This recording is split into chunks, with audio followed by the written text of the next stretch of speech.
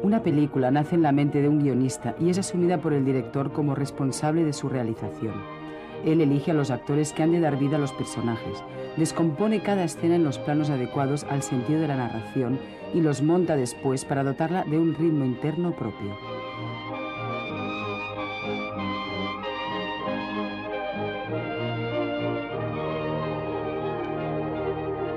Cuidado, Julie, por favor, voy a cerrar la ventana, permítame. Bueno, atiendan ahora. Lo único que quiero en esta escena es que no se pongan sentimentales, sino duros, salvajes, un poco violentos, ¿eh? Como lo acaban de hacer, estaba muy bien, me ha gustado. Adelante. Joel, la claqueta. Pamela 33 primera. Apagad la luz. El cine es una tarea compleja que implica muchos aspectos y diversas profesiones. Hoy vamos a hablar de los elementos que componen las imágenes de la película y que utiliza el director para crear un clima apropiado a la historia. Cada uno de ellos requiere la implicación de profesionales especializados. Estos elementos son la luz, el color, la composición de los planos y el sonido. Y vamos a empezar por la luz. Sin la luz, evidentemente, no existiría el cine. La película cinematográfica no tiene la misma sensibilidad que el ojo humano, capaz de adaptarse a la penumbra más débil y al sol más cegador. Por tanto, para filmar es necesario crear una iluminación adecuada utilizando focos, reflectores y otros aparatos.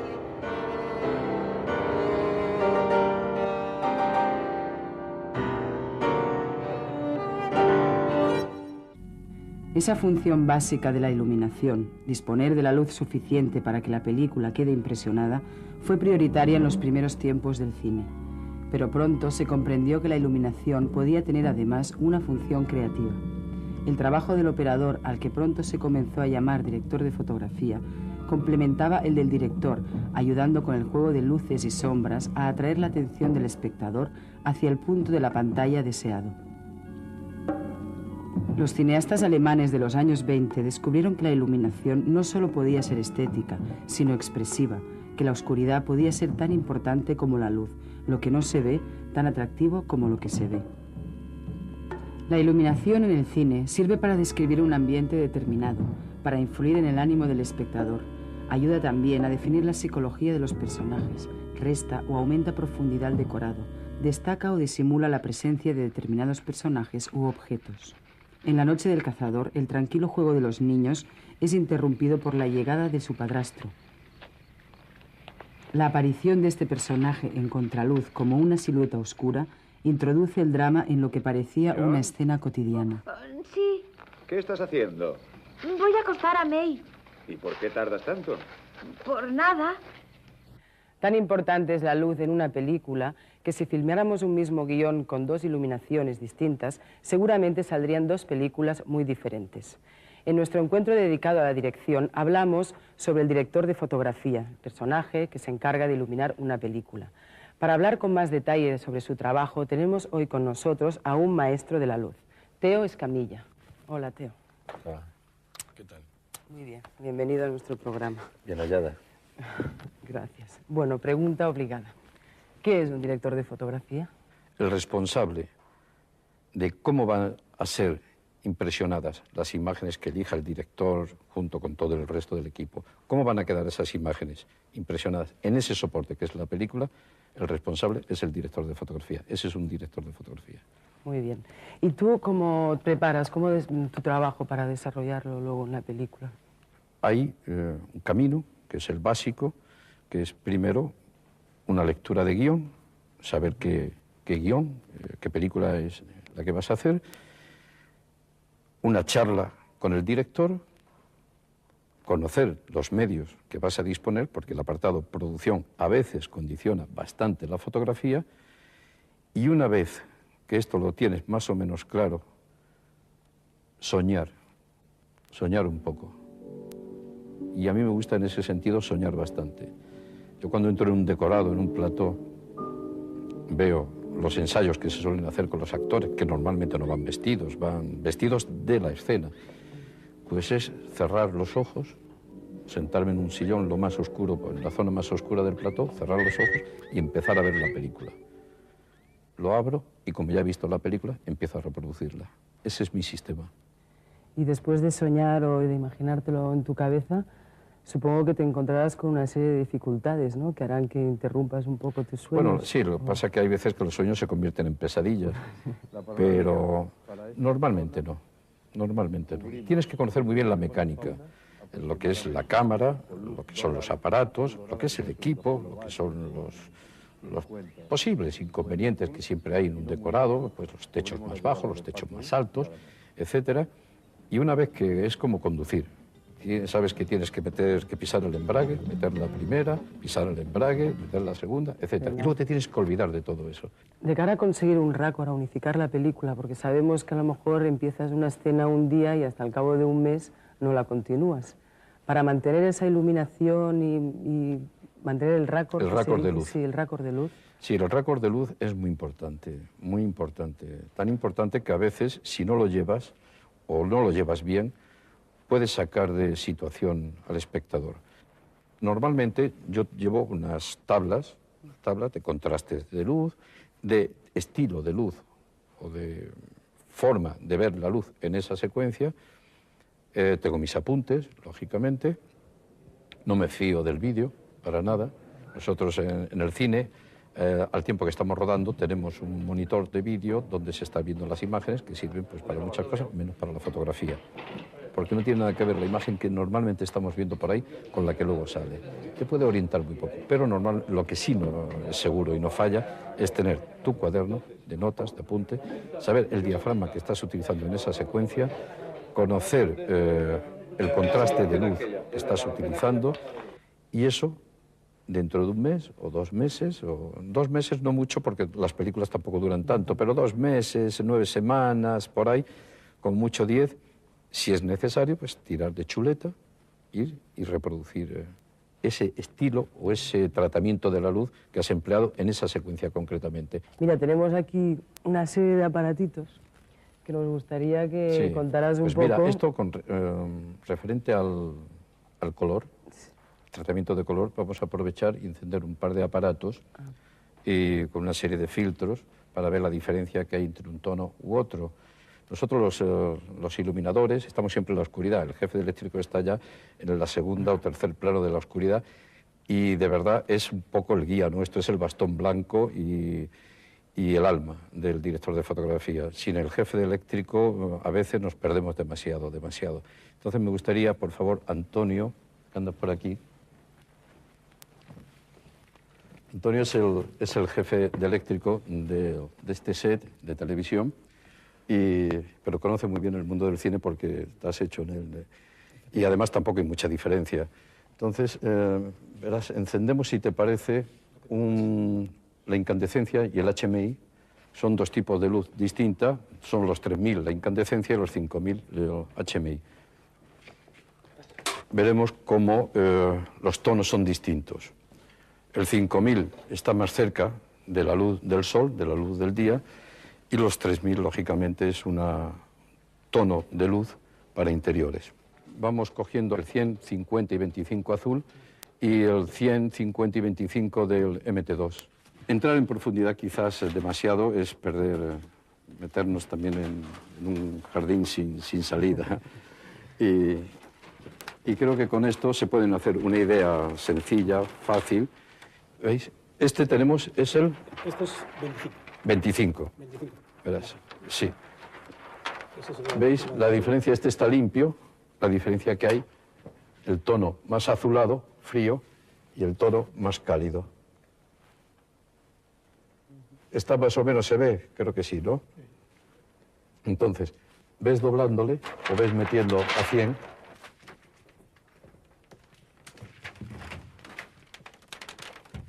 ¿Veis?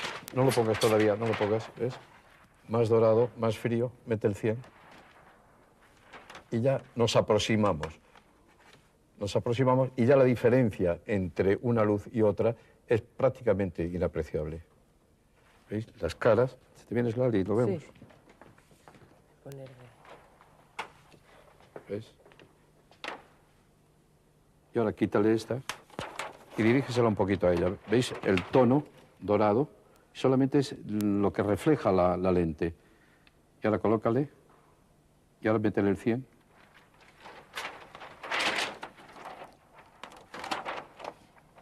Bueno, pues esto es más o menos. Y ahora, si quieres, lo hacemos al contrario y metemos el MT2 aquí. Y ya la diferencia entre una y otra es mínima. Mínima que luego la puedes ir compensando, pues metiendo 25 aquí, poquito a poco, cuartos, mitades, etcétera. Más o menos. Gracias, Antonio. Tonalidades. ¿Nos cuentas algo más de lo que tenemos por aquí? Sí, bueno, esto es para cortar la luz. Cortar la luz en el cine es, para mí es muy importante. Veréis, por ejemplo, la forma de cortar la luz. Yo esto normalmente no lo suelo hacer porque me echan una bronca los eléctricos. Dicen que para eso están ellos. Pero... ¿ves?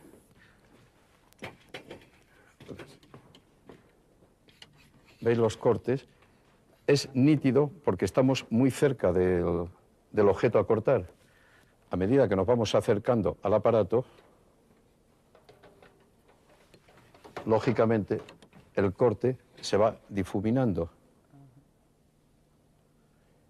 Esta es una bandera negra para hacer cortes. Las viseras más o menos viene a ser lo mismo para recortar un poco la luz. ¿Ves? Y luego, pues, el sistema de concentrar.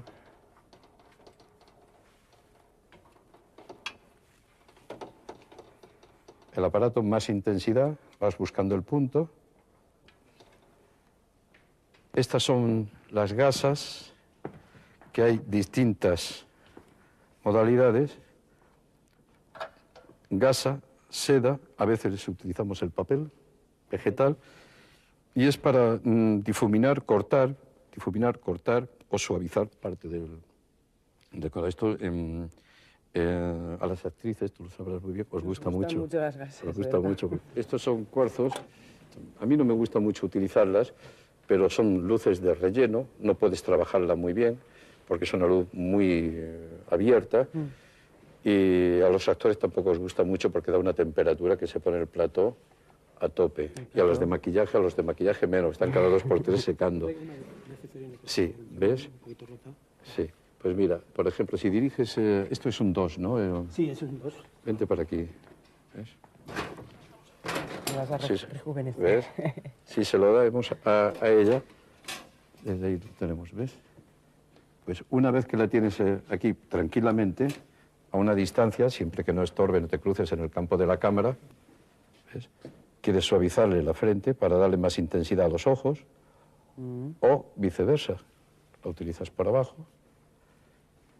Y la vas, como siempre, o acercando más para que el corte sea más nítido, o más cerca del aparato para que no se note, y así potenciar a veces la mirada que a los directores, a los fotógrafos, y a los actores, y al público, al final les gusta tanto ver. ¿No resulta ridículo que nos tratemos de usted? Sí, bastante.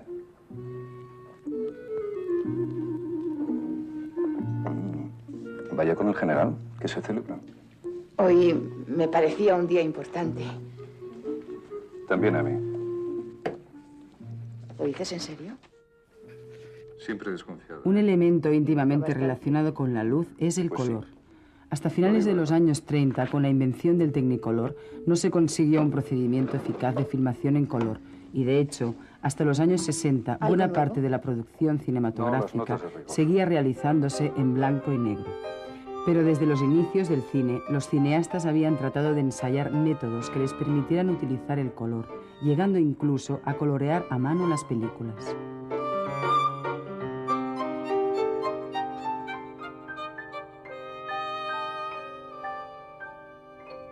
Nosotros no solamente tenemos que hacer unas imágenes que se vean,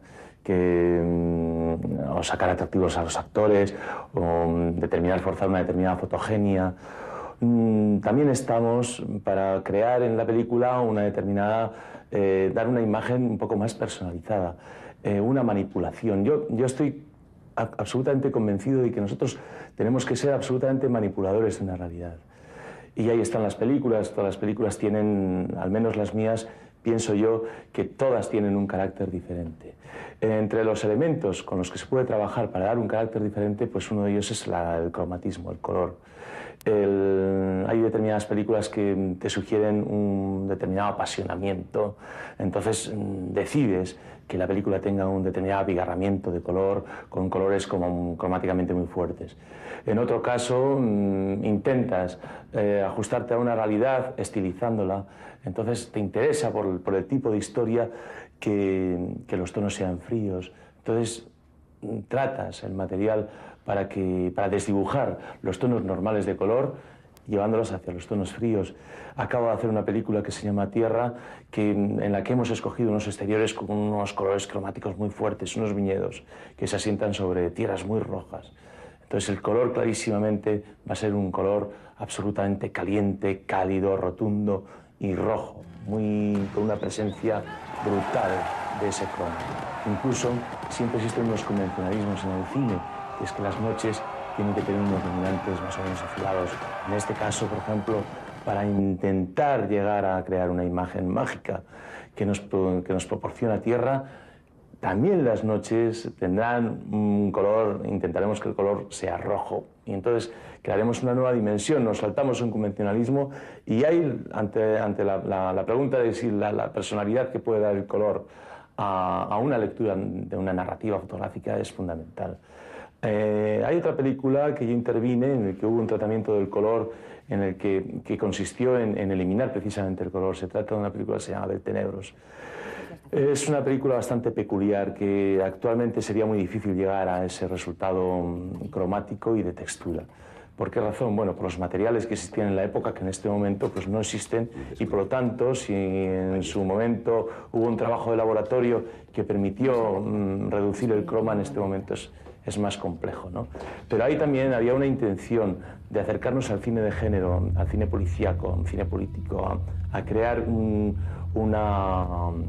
ambiente, un clima de misterio. Entonces, precisamente el color consistía en anular el color. Me acuerdo que Pilar Miró y yo hicimos una lista de decorados, de secuencias calificados del 1 al 10, en el que el 1 era el color y el 9 era la ausencia absoluta de color. Entonces manipulamos el vestuario, manipulamos los decorados y además manipulamos la elaboración del negativo, la elaboración del positivo en el laboratorio para eliminar absolutamente el croma. La utilización del color en una película puede ser meramente ornamental, pero en muchas ocasiones se convierte en un elemento expresivo destacado.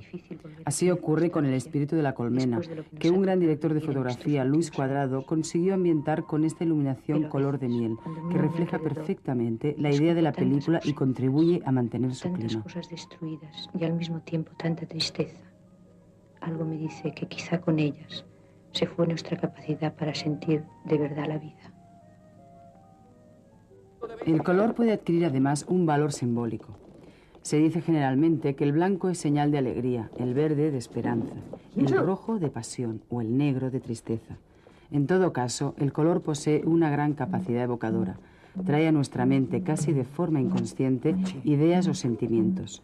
En El último emperador, Bernardo Bertolucci y el director de fotografía, Vittorio Storaro, adjudicaron un color distinto y significativo a cada una de las etapas de la vida del emperador Pu Yi.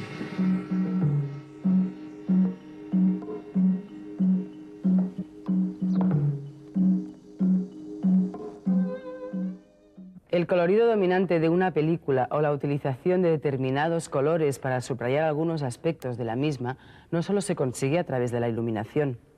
El decorado y el vestuario juegan un papel muy importante en la creación del ambiente y el clima de una película. Se llaman en general decorados a los lugares donde transcurren las diversas escenas de una película. Estos decorados pueden ser construidos expresamente para la película, como vemos en estas imágenes, pero también pueden ser naturales, es decir, que ya están hechos. Un piso, un parque, un palacio son decorados naturales. Los decorados, por supuesto, están en relación con la acción que se desarrolla en la escena y sirven para situar físicamente a los personajes, pero además pueden ayudar a crear el ambiente dramático requerido por la escena. Las bodegas oscuras y llenas de cables y los conductos de aire reflejaban perfectamente el ambiente opresivo y agobiante que necesitaba una película como Alien.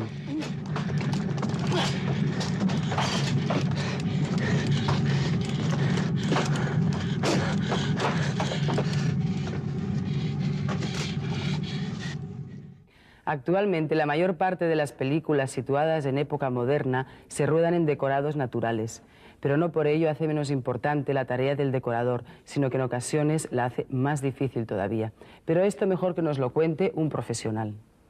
El decorado, por llamar un poco a toda la escenografía, por darle un soporte físico, digamos, a esa escenografía, el decorado, que es el lugar en donde suceden las cosas, lo que aporta es datos sobre los personajes, sobre la acción, sobre la época, es decir, el decorado, lo que hace es, igual que el vestuario y la ambientación, lo que hace es aportar datos al espectador y hacer que las situaciones se sitúen en una época determinada y enriquecer digamos, las aportaciones de actores, de movimientos de cámara, etcétera, etcétera. El decorado, si no existe, no existe realmente una situación de época, de lugar, de clase social, de carácter de personajes, etcétera, etcétera. Es decir, es fundamental para situar todo este tipo de cosas dentro de la película, ¿no? Yo suelo trabajar con bocetos bastante simples. Cada una de las partes de la escenografía que intervienen, desde el vestuario hasta los decorados, el mobiliario, el atrezo, están acordes con estas gamas de color que se utilizan una vez determinado el color en esas conversaciones con el director. Y de esta manera, pues toda la película o la serie o el producto que se haga tiene una unidad, se trata de que tenga una unidad estética, ¿no? Hay una parte que es anterior al proceso de dibujo, que es el de la documentación. Entonces se utilizan varios tipos de fuentes. Unas son las fuentes literarias, pues eso, novelas o periódicos o revistas de la época. Luego hay otras fuentes de documentación gráfica que van desde la pintura a la fotografía, incluso el cine, reportajes antiguos, etcétera, etcétera, si las cosas son de 1898 para acá. Y luego las fuentes, digamos, de la propia realidad histórica que han quedado, como son los museos, tanto de mobiliario como de pintura, los edificios antiguos, etcétera, etcétera. Se utilizan también muchas veces estos edificios o monumentos antiguos pues, para tomar medidas y luego proporcionarlas a la escala necesaria para hacer el trabajo de los decorados. Una vez que todo este trabajo generado de dibujos y bocetos se ha entregado a los equipos correspondientes, empieza la fase de construcción tanto del vestuario como del atrezo, que otras veces se alquila en anticuarios o en casas que se dedican a alquiler de atrezo, y la construcción de los decorados. También hay un proceso que es el de la armonización de los posibles decorados exteriores e interiores que son naturales, en armonizarlos con los decorados construidos, para lo cual se le da a todo, utilizando esta línea de color, la misma terminación, digamos, que tienen los decorados, en tanto los construidos como los exteriores. Se unifica toda esa estética para que tenga toda una unidad.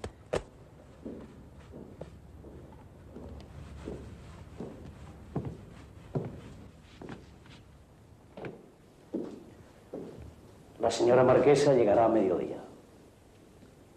Que esté todo listo. El vestuario es fundamental a la hora de ambientar una película. En las de época debe ser creíble históricamente, y en las modernas nos tiene que dar pistas sobre la personalidad de los personajes.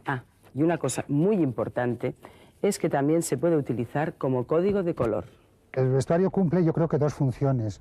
En una película de época, la función de expresar, o sea, en qué momento histórico se desarrolla la historia, qué ambiente tiene, que si es entre gente rica, entre gente pobre, es decir, un poco las coordenadas históricas y del momento de la película. Y luego tiene otra vertiente, que es la vertiente que sí es también en las películas del día, y es que crea un poco la psicología de los personajes. Los personajes se visten un poco de acuerdo a cómo es su personaje en la película. Es decir, yo creo que eso incluso a veces, incluso actores a mí me lo han hecho notar, que el haberse visto ya vestidos con el traje hace que se sientan mucho más el personaje que cuando lo estaban solamente preparando con guión.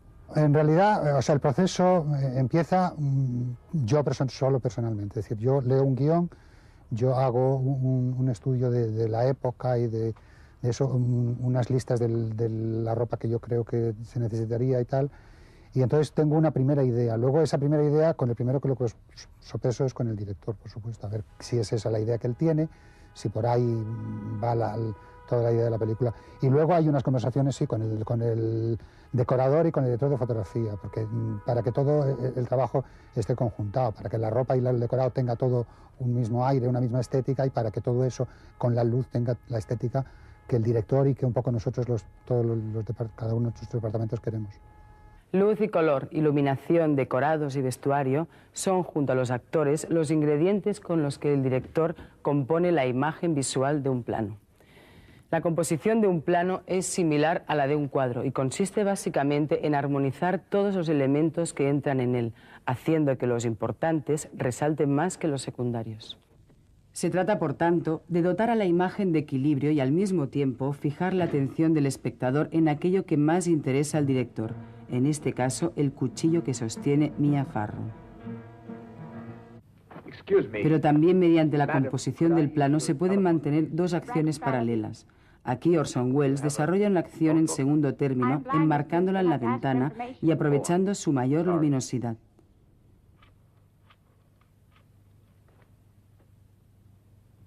Hello, I'd like the telephone number of the Mirador Motel. What is this place Get you're going. taking me to? Now listen, this is ridiculous. Now go on. Luz, color y composición, pero también sonido, porque la del cine, a partir de los años 30, es una imagen audiovisual. La necesidad del sonido se había hecho patente desde el momento en que el cine abordó historias de mayor complejidad, y si bien es verdad que esta carencia obligó a los cineastas a desarrollar las posibilidades comunicativas de la imagen, lo cierto es que tenían que recurrir a sucedáneos no muy vistosos. El cine mudo usaba letreros entre plano y plano para transmitir lo fundamental del diálogo de los actores. Además, en algunos locales tocaba una pequeña orquesta o simplemente un pianista al lado de la pantalla para poner música a las imágenes que desfilaban por ella. La llegada del sonido iba a cambiar muchas cosas y no todo el mundo se alegró.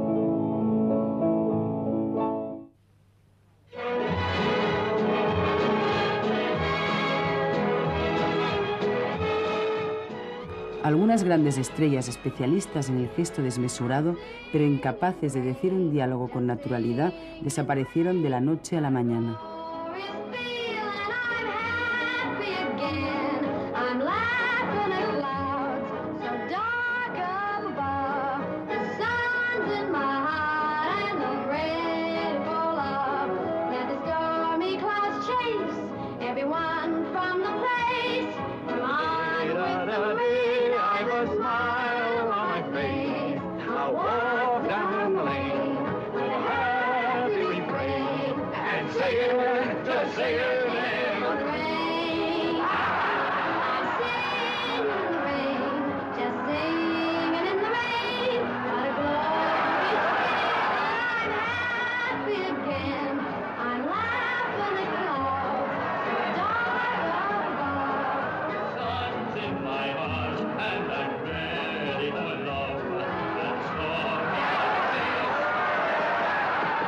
Señoras y caballeros, detengan a esa joven.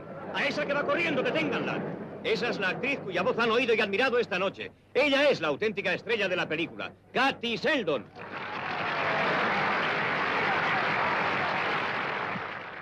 Pero también algunos cineastas vieron con la llegada del sonoro un elemento indeseado que limitaba el desarrollo del lenguaje cinematográfico apoyado en lo visual.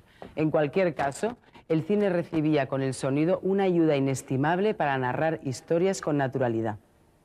Uy, aquí hay un señor de sonido. Sí. Con una jirafa, ¿no le llaman a esto? Sí, sí. ¿Y eso? Pues la jirafa se suele utilizar casi siempre en estudio, porque en exteriores utilizamos más la caña Y es fundamental, y así evitar bastante sombra, porque nosotros siempre tenemos mucha lucha con los directores de fotografía, que son los que los iluminan y nos hacen hacer muchas sombras, y esas hay que evitarlas. Siempre con la jirafa se evitan mucho mejor. Muy bien. Oye, ¿y qué importancia tiene el sonido directo? ¿Qué diferencia hay entre el sonido directo y el sonido de referencia que luego hay que Bueno, doblar? la referencia se utiliza solamente pues para, por ejemplo, ya lo dice la palabra, referencia para luego doblar. Pero el sonido directo, desde que ya empezaron los directores españoles a utilizarlo, porque antes se doblaban todas las películas, y verdaderamente era lamentable, ¿no?, que un actor que se considera actor le tuviese que estar doblando a otra persona, ¿no? Entonces creo que es lo más natural y lo que verdaderamente le da una fuerza muy importante, incluso para los actores, que los hacen más profesionales para mí. Claro, mucho más bonito. Mucho más bonito. Muy bien, pues muchas gracias. De nada. El componente principal del sonido cinematográfico es la palabra. A través de ella se comunican entre sí los personajes y el espectador puede participar de la expresión, fuerza y calor de la voz humana. I would have died if you hadn't come back. Tell me you still love me like I love you. I still love you like you love me.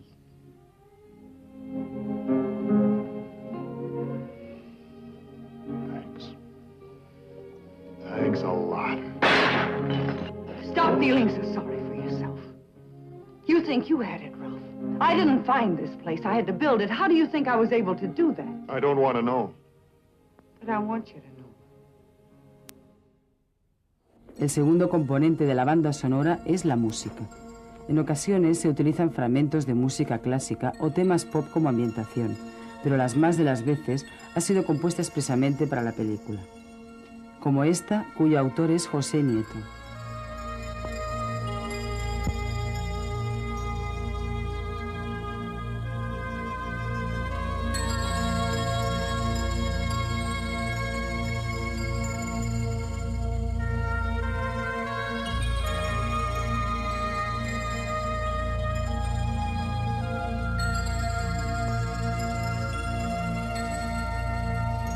Madrid era la pocilga de Europa.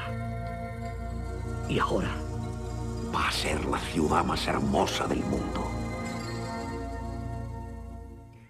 Para componer música para el cine, como su propio nombre dice, lo que haces es componer una música para ir acompañando a unas imágenes. Entonces, lo primero que hay que hacer es tener un conocimiento lo más profundo y lo más detallado posible de esas imágenes, o sea, de la película. Yo utilizo ese monitor de televisión que veis ahí, uno de los más grandes que hay para poder tener una referencia lo más cercana posible, dentro de los límites de un estudio normal, a la gran pantalla que vosotros veis en las salas, y este vídeo de aquí en el que tengo lo que llamamos un copión de la película, es decir, la imagen terminada, pero sin el sonido. O sea, están los diálogos, pero faltan todavía los ruidos, los efectos y, por supuesto, la música. Con referencia a esas imágenes que estáis viendo ahí en el monitor, lo primero que hay que hacer es saber en qué momentos de la película va a ir música y, sobre todo, para qué tiene que servir esa música. Eso es lo fundamental, una de las cosas fundamentales en música de cine. No escribir una nota de música sin saber para qué va a servir.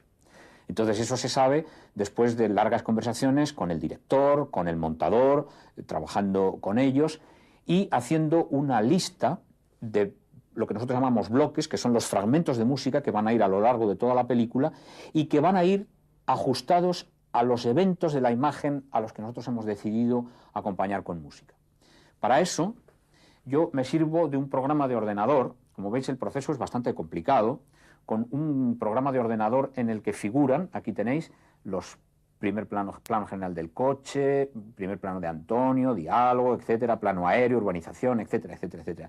Es una descripción de la secuencia con los minutos y segundos y fotogramas de precisión en donde la música tiene que empezar, terminar, hacer cambios, etcétera. Bien, la música en una película, la música en una imagen puede hacer muchas cosas. Puede añadir ritmo, puede modificar el ritmo de la imagen, puede guiar de alguna forma el punto de vista del espectador según los deseos del director, quiere que te fijes más en unos aspectos de la imagen que en otro.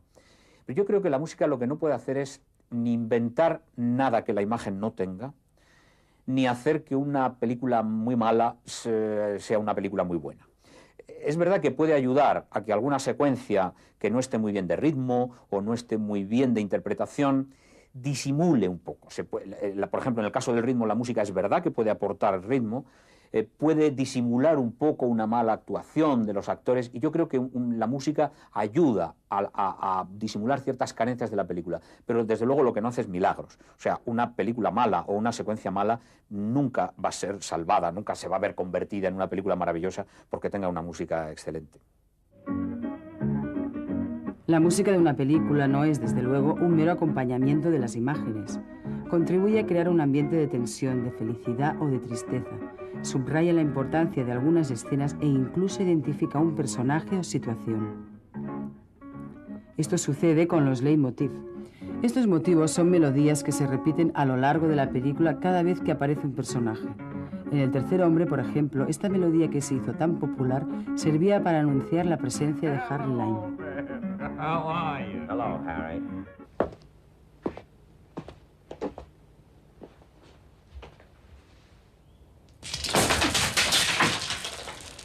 Como es lógico, el ambiente sonoro, el ruido correspondiente al escenario en que se desarrolla la acción, da a la banda sonora la naturalidad precisa.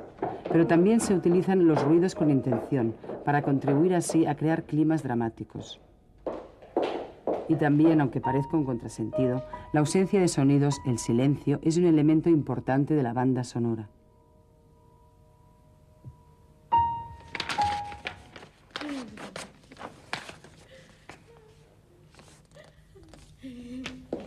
El sonido, además, es un elemento de extrema importancia en el cine, porque da entidad al espacio que está fuera del campo visual de la cámara.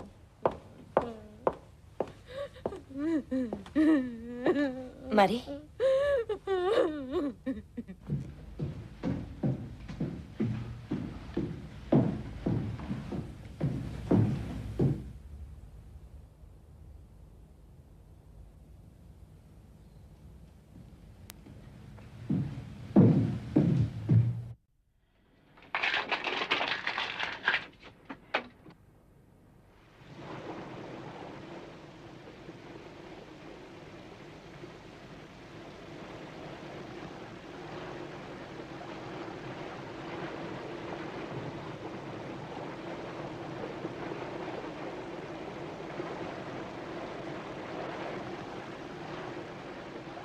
En Psicosis, Alfred Hitchcock utiliza magistralmente todos los elementos de la banda sonora para crear la tensión dramática que la escena del asesinato requiere.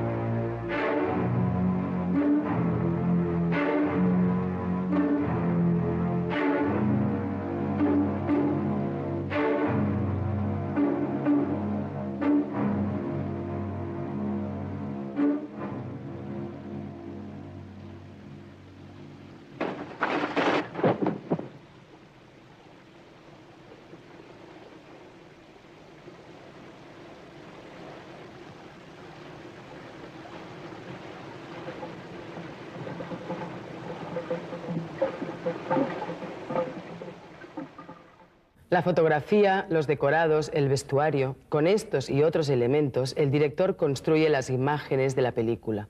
Cada uno de ellos tiene un valor por sí mismo, pero solo en perfecta armonía con todos los demás es cuando adquiere su sentido total. Y cuando esto sucede, una película se convierte en una auténtica fiesta para los sentidos.